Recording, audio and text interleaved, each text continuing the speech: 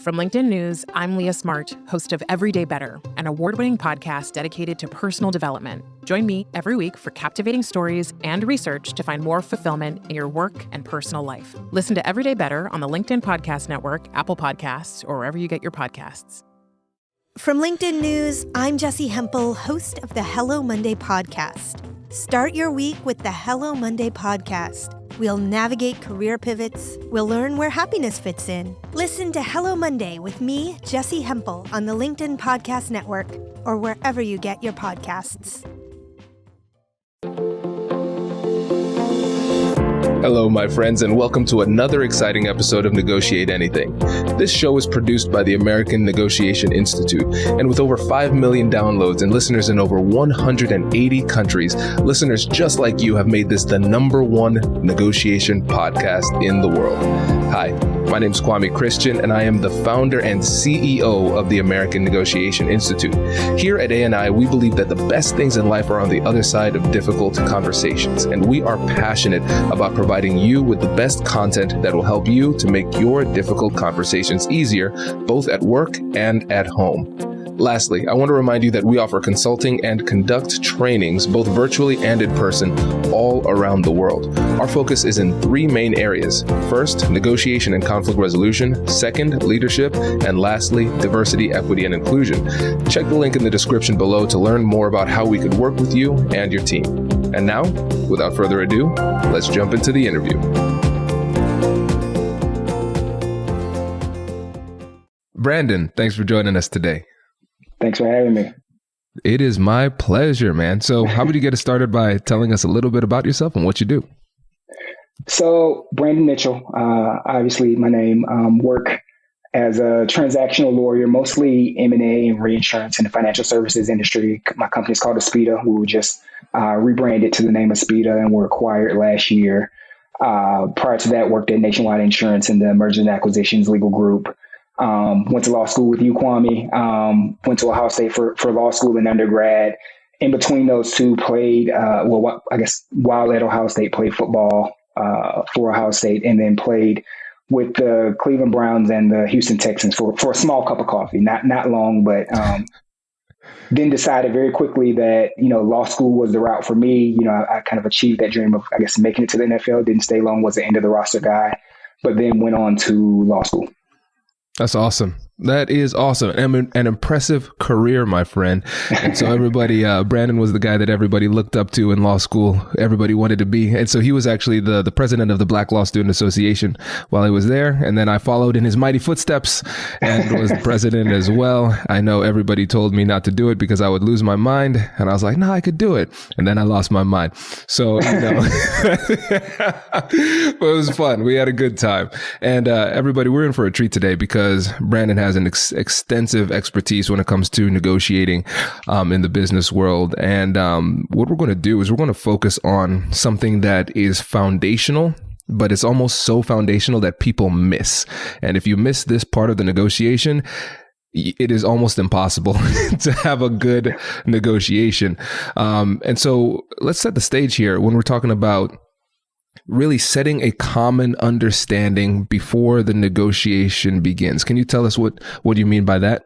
Okay. So for me, when you're going into a negotiation or if you're having a disagreement and you're looking to resolve it, making sure that each side of, the disagreement have a common set of facts. For me, it's so important because then you at least know where you stand on the issues.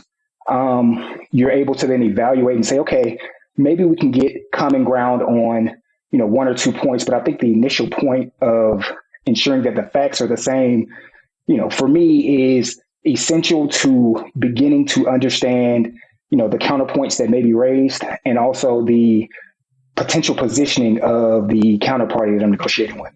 Yeah, 100%.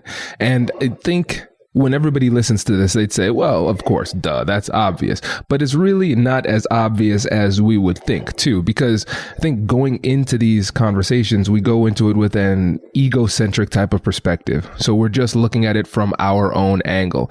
And then when we look at it from our own angle, our positions and their positions seem abundantly clear. And so we don't even often take the time to challenge what is real and what is presumed. Yeah, that's right. I'll use and again, for me, I look at this in a business perspective. It's interesting. A lot of people say, make sure, I do a lot of diversity things at work, and they say, make sure you bring your authentic self to work. As it relates to negotiations, I often have to make sure I'm bringing my kind of authentic self home, right? My negotiation home. So, throughout this, I may give a lot of kind of work examples and home examples as well, because, it's easier to, I guess, for me, negotiate with more patience at work than it is at home oftentimes. And that's what, I have a 4-year-old and a wife. So between the two of them, sometimes they would say I'm a little less patient at home than I tend to be at work. So, with the common facts, it could be as simple as, someone saying the sky is gray.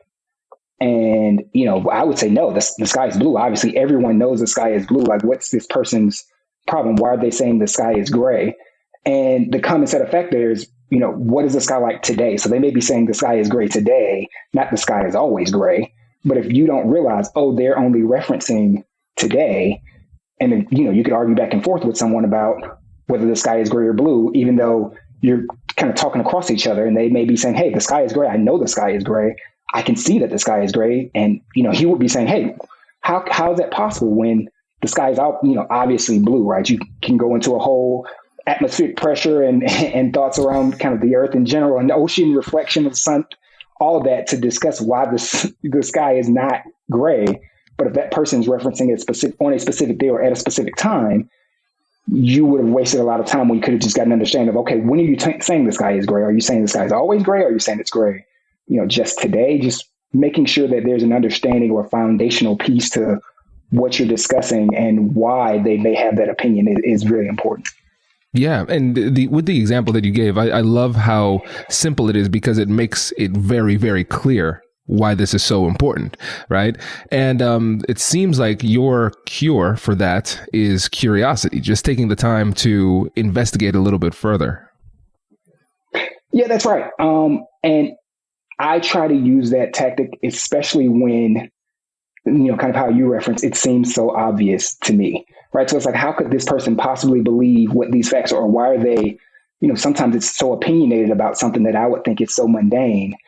And that's always a trigger for me is, wait a minute, are we talking about the same thing here? Do we even understand where we're starting here? From a business perspective, I'm often dealing with, opposing counsel on transactions. And so we're negotiating. A lot of times it's not spoken negotiations. We're doing it via red lines and contracts back and forth.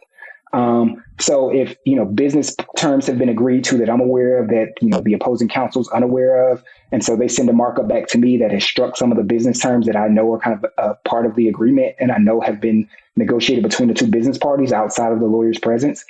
If I, kind of reach out to them and say, hey, like, why are you striking this? I know this is kind of an agreed upon fact, right? I know this is an agreed upon portion of the transaction.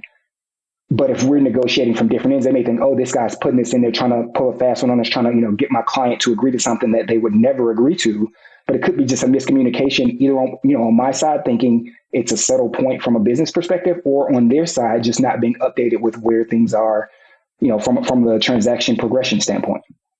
Absolutely. Yeah. And you can, with that example, you can see how it creates almost a fork in the road in the conversation, because you could either, like you said, approach it with curiosity and ask questions. What's leading you to do this? How did you come to this conclusion? What do you hope to accomplish with that edit? Right. And then it starts a conversation and it gives you an opportunity to learn and to create a connection with the other side. Or you could go the other route, which is typically where your amygdala tends to go, right? With the fear response. It's like, oh, no. I know what you're trying to do. You're trying to attack me. Well, I'm going to attack you back, right? Or I'm going to run away from it. I'm going to avoid this conversation. I'm going to ghost you because you're not the kind of person I want to work with, and I'm a little bit scared in this situation. Regardless, both of those alternative responses, neither of them are beneficial, but it all starts with the way that you're perceiving what is happening. It's the same set of facts in terms of what is happening, but a completely different interpretation leads to a completely different approach to how to handle the rest of the negotiation. To add to your point, I think it's important to understand kind of where the facts are at the beginning, because you could also get from that where someone has a different perception of what those initial set of facts were. And that could lead to additional questions. So you may be intending to kind of negotiate or solve one conflict, and there may be a conflict on those facts. And it allows you to step into the shoes of potentially the other person and see what they perceived, if this was, kind of a common event that you both experienced or witnessed, or to understand how they're reading, whether, if it's words on the paper, how they're reading this or what their experiences have been to have them interpret it that way, whether, in our world, it's oftentimes market standard. The market has changed to on terms and conditions as it relates to contracts. So starting at the beginning, if you will, for me is, okay, do we agree that these are the facts? And if we don't, we have to take a step back in what we perceive to be the starting point of our negotiations anyway. Oh, I love this. Yeah. And this is a great example too, because you said, for example, it might have been a common situation. Both people may have been in that common situation. And so, especially when it's a situation where we both saw what happened, how do you disagree with me on these facts, right? That happens a shocking amount of times. I'll give an example just at the workplace here at A&I. One time I was having a conversation with a colleague, and I said, hey, I want you to do XYZ for ABC reason. How does that sound? She said, yeah, that sounds good. So we're on the same page. You're cool with it? And she said, yeah, that sounds good. And then like a couple of weeks later, turned out that was a problem. I said, I checked with you twice during the conversation to make sure you were okay, right? And so I think also we have to sometimes ask what seems to be like the dumb question. How are you perceiving this? What do you remember that happened? Because human memory is infinitely fallible. It is laughably bad. If you want to look up how bad human memory is, go to the studies of Elizabeth Loftus. They are equal parts fascinating, hilarious, and terrifying, because human memory is really, really bad. And then when you blend that with the reality that usually we will go into these conversations and go back into the archives of our memory with a self-serving bias, our bad memory becomes even worse and tipping in our favor, right? So starting off the conversation with curiosity to just say, hey, this might sound like a silly question, but give me your perspective on what happened. And just start there and then actually listen. And this is the biggest part too, because at that time, sometimes you'll hear them recalling the story and you're going to want to go in and counterpoint them immediately. Like, nope, that's wrong. Nope. This is an opportunity for you to like listen and fully understand where they're coming from so you can actually navigate the conversation at a higher level down the road. Does your company invest in professional development training? If you believe that your team would benefit from a negotiation workshop, all you need to do is go to our website, fill out the workshop request form, and then we'll set up a time to chat. These workshops are completely customizable, and we've done them all around the country. Negotiation and conflict resolution skills are beneficial across all professions, but they're especially useful in procurement, purchasing, sales, sourcing, and contract management. Our calendar is filling up quickly, and we even have some workshops scheduled for next year. If you think you might want one, I'd suggest reaching out soon so you don't miss out. Check out the link in the description to learn more. And now, back to the show. Hey you, I'm Andrew Seaman. Do you want a new job? Or do you want to move forward in your career? Well, you should listen to my weekly show called Get Hired with Andrew Seaman. We talk about it all, and it's waiting for you, yes you, wherever you get your podcasts. Brace the rudders! Brace the sails! Raise the sails! Captain, an unidentified ship is approaching. Over. Roger. Wait, is that an enterprise sales solution? Reach sales professionals, not professional sailors. With LinkedIn ads, you can target the right people by industry, job title, and more. We'll even give you a $100 credit on your next campaign. Get started today at linkedin.com/marketer. Terms and conditions apply. Yeah, I totally agree. And kind of going back to that, I haven't read the book you referenced or the research that you referenced, but I think another thing that comes into play often is with the human memory is people remember how they felt versus what the actual facts were. And a lot of times people will make the statement that feelings aren't facts.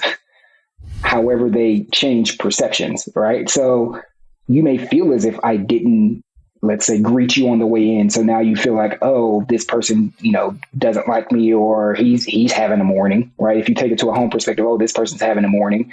When it's like, I said hi, or I thought you were still sleeping, or I thought you had headphones on so you didn't hear me, and I intended to greet you. So even though you felt as if I didn't, if you have video evidence, right, you can show that maybe that happened. So I think, people remembering feelings, and that's what makes that question so critical, is how did you perceive this? And because, as a part of negotiation, right, for me, I'm always taking in information.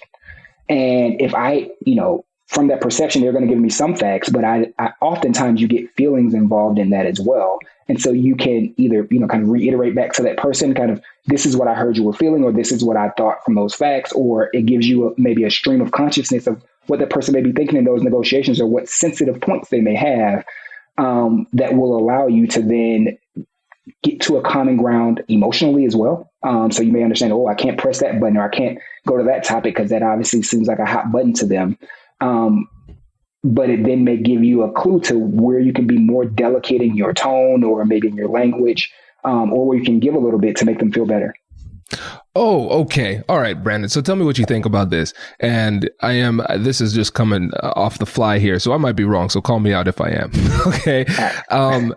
So when we think about a common set of facts or a common understanding, what we could think is we need to agree on everything that happened and our perceptions before moving forward. But what it sounds like is that a common understanding simply means I get an understanding of where you're coming from and how you're feeling about it. You get an understanding of where I'm coming from and how I feel about it. And we might not be in agreement, but at least we understand where we're coming from, and we can use that as a starting point to move forward, even though we don't agree on everything. Exactly. So while it may not be a, I guess, quote, common set of facts, you at least understand where the starting point is. So maybe that's a better term is, we know, okay, we're starting from, we perceive this differently. And that could, tailor the negotiation in a different way, because you could spend a lot of time then saying, oh, well, you may have perceived this one way. This wasn't my intent. I'm sorry that happened. Or we can remedy your perception. And, my realistic intent was this, and this actually would have solved whatever problem may have been presented on the other side, without, kind of just starting from a place of not knowing that there was a misinterpretation. Yeah. And so check this out. This is actually pretty liberating too, because a lot of conversations get completely derailed because now we're having a battle over memory. Your memory is terrible. My memory is terrible, but I think mine is a little bit better than yours. So how are we going to figure that one out? Right? There's no video evidence, like you said. Yeah. But if we realize, hey, we don't need to be completely on the same page, we can still move forward. That's liberating. And another thing too is, like, we exist currently in the present, and then we will exist in the future. But the past has happened. I can't do anything about it. So we can agree to disagree on the past, but really this conversation should be future focused. It should be future focused problem solving. So we're having this conversation to figure out what our relationship is like now and what it looks like in the future. And even if we don't agree on the past, we can use that understanding to move forward and begin to find agreement on what we want the future to look like. Exactly. And if you really, take a step back, understanding that there's a disagreement on the past is actually a fact, right? So, if two people are in negotiation, it's like, hey, we disagree on what happened. So now at least we know we disagree, and we can kind of progress going forward. So that is a common set of facts. The fact there is, hey, we disagree on whatever the scenario was. Ooh, this got deep. this got really deep, because that changes the whole way that we look at this. I mean, for me, because I always think about common set of understanding, and this might be my lawyer bias. You in like trial advocacy, you might stipulate to some facts, and so we say, okay, we agree on facts 1 through 5, but 5 through 10 we don't agree on, and then we approach it like lawyers. I'm going to litigate facts 5 through 10, and I'm going to try to convince you otherwise through brute force. It's really tough. And so, but now we realize, hey, all of that effort and frustration that we experience when we're trying to convince somebody of the way things are and that their perception is wrong is oftentimes completely unnecessary when we actually take a step back and consider what the ultimate goal is. Right. Agreed. Right. And if the ultimate goal, one of the things, in a law context is, oftentimes you're looking for a winner and a loser, right? So you're trying to persuade judge, jury, arbiter to move in your direction, one way or another. And so you're directly opposing each other. I think if you step outside of kind of the legal world, oftentimes there are places where you can have two winners, right? Two people can agree, or if you're kind of working on a settlement, two people can get two things that they both want at the same time. And so they don't have to be losers.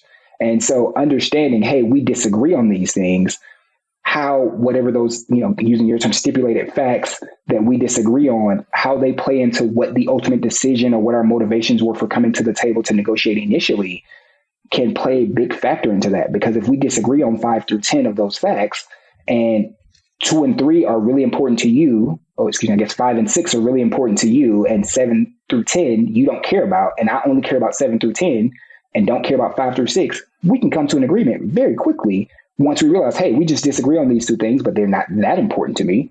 Obviously, you wouldn't say that to the person at the table, but it's much easier to have a negotiation around the things that you do agree on or that you may need, as opposed to not. You know what's cool about this, Brandon? It's like with this, the things that we've talked about, it's not a skill, right? People don't need to learn a new skill in order to execute this. They just need to change their mindset around the entire interaction and around perception and their feelings of right and wrong in the moment. And I think that's really liberating, again, because we don't need any high level technique. You just need to change the way you think, and then everything gets a lot better. Yeah, to me, it is, right? It doesn't require any talent. It's just, hey, where are we starting at here, right? What is the basis for which we are here and why we're going down this path we're going down? And that doesn't require, any knowledge. All it requires is conversation back and forth. That's so cool. This is great. Now, I know we're coming up on time, but before you go, what would you say is one piece of advice that you'd give everyday negotiators in order to get better at negotiating? Be patient. Patience for me in negotiation is key. And I'm one that's quick to kind of argue my point or quick to assume what the other person's saying, especially if it's a live negotiation. I'm very quick to, naturally think I understand where someone's going down their line of thinking. So being patient in listening, and also being patient in taking time to come to an agreement, ensuring that whatever agreement we're coming to, while there may be emotions involved, there may be outside factors, but if you're patient and diligent in what you're working to accomplish, you can get that done over time. So everything doesn't have to be, kind of right now. Your point doesn't have to be made right now. It may be, you may take a roundabout way to get to making your point. But if the other person feels heard and feels like, okay, I'm dealing with someone across who's not just trying to cut me off or trying to bully me into doing something I don't want to do, they're more likely to acquiesce to whatever request you may make. I love this. Brandon, thank you so much for coming on the show, my friend. Really appreciate it. Thanks for having me. I enjoy everything you're doing, and congratulations on all your success. Congratulations, you've just joined an elite club. By listening to a full episode, you're now officially on the Negotiate Anything team. So welcome aboard. What most team members do is they subscribe to the podcast because that allows them to automatically get the latest episodes of the show. The best things in life lie on the other side of difficult conversations. Keep learning, keep practicing, and keep getting better. Your relationships will improve, your career will soar, and you'll have the confidence you need to get the most out of these crucial conversations. Again, thank you for joining the team. We're excited to have you, and I will see you in the next episode. I'll catch you later.